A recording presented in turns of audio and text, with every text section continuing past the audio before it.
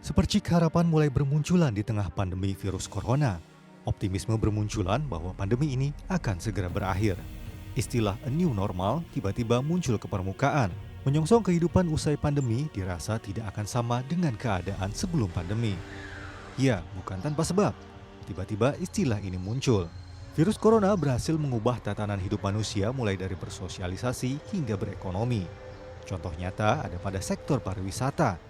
Gabungan Industri Pariwisata Indonesia bahkan menilai sektor pariwisata menjadi yang paling merana di tengah pandemi COVID-19. Khusus Bali sendiri, ada potensi kerugian hingga 9 miliar dolar Amerika Serikat atau setara dengan 135 triliun rupiah. Founder dan Chairman Mark Plus Tourism, Hermawan Kartajaya mengatakan, tren pariwisata diprediksi akan berubah usai pandemi.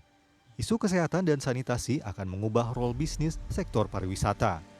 Tidak hanya pariwisata, sektor industri tekstil pun ikut merana. Banyaknya retail dalam dan luar negeri yang tutup membuat arus perdagangan terhenti. Bahkan industri tekstil yang beroperasi sudah berada di bawah 20%. Kondisi tekstil per minggu kemarin yang beroperasi sudah di bawah 20%. Jadi mungkin minggu depan juga saya rasa bisa menuju ke titik di bawah 5%. Ini yang sangat mengkhawatirkan sekali, jadi PHK pun tidak dapat dihindari. Saya pikir minggu depan itu boleh katakan mencapai titik nadir ya.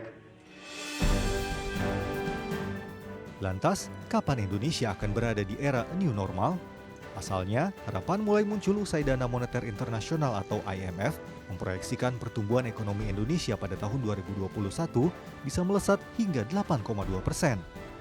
Sementara tahun ini perekonomian Indonesia diproyeksi tumbuh 0,5% lantaran tertekan oleh pandemi virus corona. Analis bahkan menilai di akhir tahun 2020, Indonesia sudah dapat masuk ke era new normal. Kita melihat kira-kira kapan ekonominya akan mulai recovery, menurut kita estimasi tercepat adalah di kuartal 4 tahun 2020.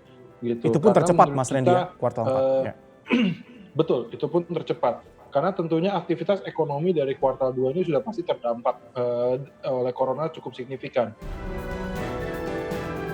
Optimisme kian muncul. Para pengusaha yakin ekonomi Indonesia akan segera pulih.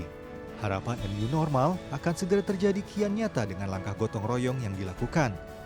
Tidak angan jika rebound V-shape akan mungkin terjadi.